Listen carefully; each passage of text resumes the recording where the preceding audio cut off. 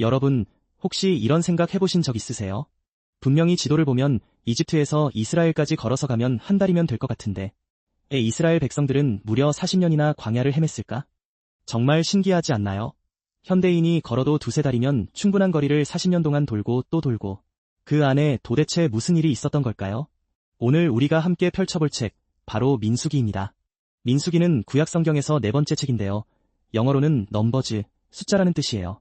이름만 들으면 좀 딱딱하게 느껴지실 수도 있는데 실제 내용은 정말 드라마 그 자체입니다. 반란도 있고 기적도 있고 배신도 있고 심지어 말하는 당나귀까지 등장해요. 오늘 이 영상 하나로 민수기 36장 전체의 흐름을 완전히 잡아가실 수 있을 거예요. 그럼 같이 시작해볼까요? 먼저 배경부터 알아봐야겠죠. 민수기는 모세가 쓴 책이에요. 정확히는 모세 5경, 그러니까 창세기부터 신명기까지 5권의 책 중 4번째에 해당합니다.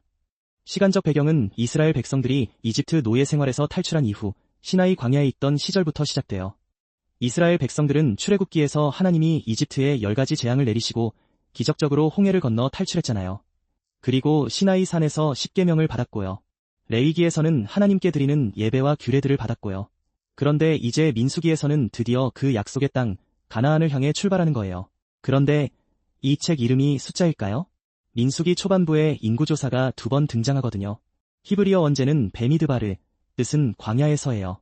사실 이게 내용을 더 잘 표현해주는 이름이에요. 이 책 전체가 바로 광야에서 벌어지는 이야기들이니까요. 그럼 핵심 이야기들 하나씩 들어가 보겠습니다. 첫 번째 이야기, 인구조사와 출발 준비입니다. 민수기가 시작되면 하나님께서 모세에게 아주 구체적인 지시를 내리세요. 이스라엘의 모든 남자, 20살 이상 군대에 나갈 수 있는 사람을 다 세어라. 이게 바로 첫 번째 인구조사예요. 그 결과 나온 숫자가 어마어마해요. 60만 3,550명. 여기에 여자, 어린이, 노인까지 포함하면 전체 인원은 200만 명이 넘었을 거라고 학자들은 추정해요. 정말 엄청난 규모의 민족이 광야를 이동하고 있었던 거죠. 그런데 여기서 흥미로운 게 하나 있어요. 레위 지파는 이 숫자에서 빠져요. 레위 지파는 군인이 되는 게 아니라 성막, 그러니까 하나님의 성전 역할을 하는 천막을 관리하는 사람들이거든요. 하나님은 이렇게 말씀하세요. 레위인은 내 것이다. 그들은 따로 구별해서 나를 섬기게 해라. 그리고 각 지파가 어디에 진을 칠지도 아주 구체적으로 정해줘요. 동서남북, 성막을 중심으로 질서 있게 배치가 되는 거예요. 이게 왜 중요하냐면 200만 명이 넘는 사람들이 아무 질서 없이 움직이면 그건 민족이 아니라 그냥 군중이잖아요. 하나님은 이스라엘을 단순한 도망자 무리가 아닌 질서 있는 하나님의 백성으로 세우고 싶으셨던 거예요. 이 장면을 상상해보세요. 광활한 시나이 사막 한가운데 중심에는 하나님이 계신 성막이 빛나고 그 주위로 수십만 명의 사람들이 지파별로 깃발을 세우고 진을 치고 있는 모습. 정말 장관이었을 것 같지 않나요? 9장에 가면 그 유명한 장면이 나와요. 낮에는 구름 기둥, 밤에는 불 기둥이 성막 위에 있어서 이스라엘 백성들을 인도했다는 거예요. 구름이 올라가면 출발하고 구름이 멈추면 거기서 진을 쳤어요. 아무리 가고 싶어도 아무리 쉬고 싶어도 하나님의 신호를 따랐던 거죠. 이게 신앙생활의 본질이기도 해요. 내 마음대로가 아니라 하나님의 타이밍에 맞추는 것. 두 번째 이야기, 불평하는 백성과 메추라기입니다. 자, 이제 드디어 출발을 했어요. 그런데 얼마 못 가서 문제가 터져요. 11장을 보면 이스라엘 백성들이 불평을 하기 시작해요. 뭘 불평했냐고요? 바로 음식이에요. 이집트에서는 생선도 먹고 오이도 먹고 수박도 먹고 부추도 먹고 파도 먹고 마늘도 먹었는데 지금은 이 만나밖에 없잖아. 만나는 하나님이 매일 아침 하늘에서 내려주시는 음식이에요. 신기하고 기적 같은 음식이죠. 근데 사람이 참 이상한 게 기적도 매일 보다 보면 당연해지잖아요. 처음엔 그렇게 감사했던 만나가 이제는 지겹게 느껴지는 거예요. 모세도 사실 이때 지쳐 있었어요. 성경을 보면 모세가 하나님께 이렇게 털어놓아요. 주님, 저 혼자서는 이 백성을 감당할 수 없습니다. 차라리 저를 죽여주세요. 이게 모세가 하는 말이에요. 여러분, 하나님을 가장 가까이서 만난 그 위대한 지도자가 극도의 번아웃 상태에 빠진 거예요. 이때 하나님이 어떻게 하시냐면 2가지를 해주세요. 첫 번째로 모세를 돕는 70명의 장로를 세워줘요. 혼자 다 짊어지지 말고 함께 나누라는 거죠. 두 번째로 백성들이 고기를 원한다고 했으니까 고기를 주세요. 엄청나게 많이. 바람이 불어와서 메추라기 떼가 날아왔어요. 사방으로 하루 길거리, 높이는 땅에서 2규빗, 그러니까 거의 1m 높이로 메추라기가 쏟아진 거예요. 백성들이 정신없이 잡아요. 이틀 동안 쉬지 않고 잡아서 저장해요. 그런데 문제가 생겼어요. 그 고기가 아직 이 사이에 있을 때 하나님의 진노가 임해서 큰 재앙이 왔어요. 탐욕으로 가득 찬 태도, 끝없이 불평하는 마음이 가져온 결과였어요. 이야기가 우리한테 말하는 게 있어요. 감사함을 잃은 욕심은 결국 우리를 해친다는 것, 가진 것에 감사하지 못하고 항상 저것만 있으면, 이것만 더 있으면 을 반복하는 게 사실 우리 모두의 이야기 아닌가요? 세 번째 이야기, 가나안 정탐꾼 12명의 선택입니다.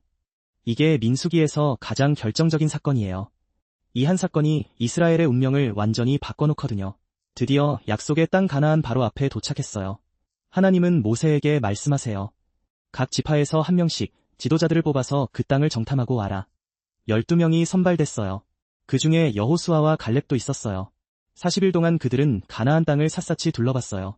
돌아올 때 증거로 포도 한 송이를 가지고 왔는데 그 포도송이가 너무 커서 두 사람이 막대기에 매달아서 들고 왔을 정도였어요. 정말 풍요로운 땅이었던 거죠. 젖과 꿀이 흐르는 땅이라는 표현 그대로. 그런데 12명이 돌아와서 보고를 하는데 의견이 완전히 갈려요. 10명이 말했어요. 그 땅은 정말 좋습니다. 근데요. 그 땅 사람들이 너무 강해요. 성벽이 하늘까지 닿을 것 같이 높고 거인족 아낙 자손들도 있어요. 우리가 보기에 우리 자신은 메뚜기 같았어요. 그들이 보기에도 마찬가지였을 거예요. 메뚜기 같았다. 이 표현이 얼마나 패배주의적인지 느껴지시나요? 그런데 딱 2명, 여호수아와 갈렙이 달리 말했어요. 그 땅으로 올라가요. 우리가 충분히 이길 수 있어요. 왜냐면 하나님이 우리와 함께 계시니까요. 그들을 두려워하지 마세요. 백성들은 어떻게 반응했을까요? 울었어요. 밤새 울었어요. 그리고 이렇게 말했어요. 차라리 이집트로 돌아가자. 아니면 이 광야에서 죽는 게 낫겠다. 왜 하나님은 우리를 이 땅에 데려와서 칼에 죽게 하려는 거야? 심지어 모세와 아론을 돌로 치자는 말까지 나왔어요. 이때 하나님이 진노하세요. 그리고 선언하세요.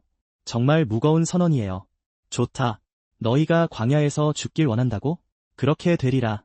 지금 20살 이상인 사람들, 불평하고 나를 믿지 않은 자들은 아무도 약속의 땅에 들어가지 못한다. 너희는 40년 동안 광야를 방랑하다가 거기서 죽을 것이다. 단 2명, 갈렙과 여호수아만 외외다. 40년이라는 숫자가 여기서 나온 거예요. 40일 동안 정탐했으니 하루를 1년으로 쳐서 40년. 믿음의 실패가 세대 전체의 운명을 바꾼 거예요. 이게 얼마나 마음 아픈 이야기예요. 이집트 노예로 살다가 기적적으로 탈출하고 홍해를 건너고 하나님을 만나고 이제 약속의 땅 코앞에 왔는데 두려움 때문에, 믿음의 부족 때문에 문 앞에서 돌아선 거잖아요. 네 번째 이야기, 고라의 반란입니다. 40년 방랑이 선고됐어요. 그 지루하고 힘든 광야 생활이 계속되는 중에 내부에서 반란이 일어나요.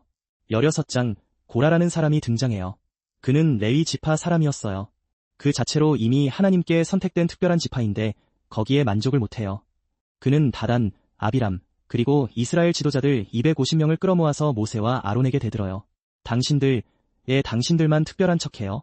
우리 모두가 거룩한 사람들이에요. 우리 모두 안에 하나님이 계세요. 왜 당신들이 우리 위에 군림하려는 거예요? 언뜻 들으면 민주적인 것 같기도 하죠. 모두가 평등하다는 주장. 그런데 이건 사실 자신이 더 높은 자리를 원하는 욕심을 그럴듯하게 포장한 거예요. 하나님이 세우신 질서를 자기 욕심으로 뒤집으려 한 거죠. 모세는 이렇게 말해요. 내일 아침에 하나님이 직접 판단하실 거예요. 다음 날 아침 하나님의 심판이 임했어요. 갑자기 땅이 갈라지면서 고라와 다단, 아비람, 그리고 그들의 가족들이 산채로 땅속으로 삼켜졌어요. 그리고 하나님 앞에서 향을 피우던 250명에게는 하늘에서 불이 내려왔어요. 이 광경을 목격한 백성들이 얼마나 충격을 받았을까요? 그런데 다음 날 또 불평이 터져요. 이게 민수기에서 반복되는 패턴이에요. 모세와 아론, 당신들이 하나님의 백성을 죽였어요. 어이가 없죠? 어제 그 무시무시한 심판을 직접 봤는데 또 반역이에요. 이때 하나님이 다시 진노하셔서 전염병이 돌았고 아론이 향로를 들고 백성들 사이를 뛰어다니며 속죄에서 겨우 멈췄는데 이미만 4,700명이 죽은 후였어요. 이야기가 참 씁쓸해요. 인간은 참 쉽게 잊어요. 어제의 기적도, 어제의 심판도 금방 흐릿해지고 다시 내 욕심과 불만으로 돌아오는 게 우리 인간이에요. 5번째 이야기, 모세의 실수, 누리바의 물입니다. 자, 이번엔 좀 마음이 아픈 이야기예요. 왜냐면 이번 실수의 주인공이 모세이거든요. 20장, 백성들이 또 물이 없다고 불평해요. 모세가 얼마나 지쳤겠어요. 40년 동안 이 사람들과 함께 광야를 다니면서 불평, 또 불평.